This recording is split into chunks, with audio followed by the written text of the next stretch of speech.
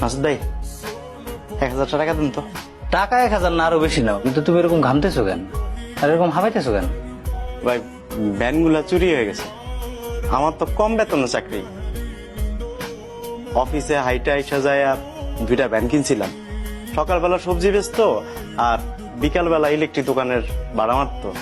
আজকে হুট করে ইলেকট্রিক দোকানের মাল সহ ভ্যান 2টা চুরি হয়ে গেছে গা ভাই। চিন্তা করবেন না, সব ঠিক হয়ে যাবে, আল্লাহ ভরসা।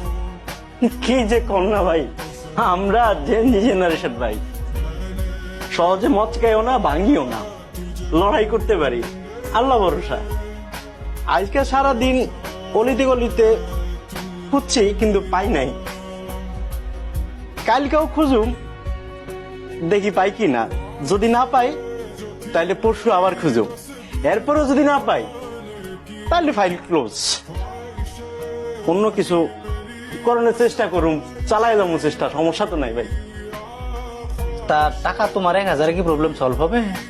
1000 টাকায় প্রবলেম সলভ হইব কিনা জানি না, কিন্তু 3 জনে মিলা ডাবল ডোজ দিয়া ভাই কাচ্চি খাইতে পারুম, এইটুক কইতে পারি।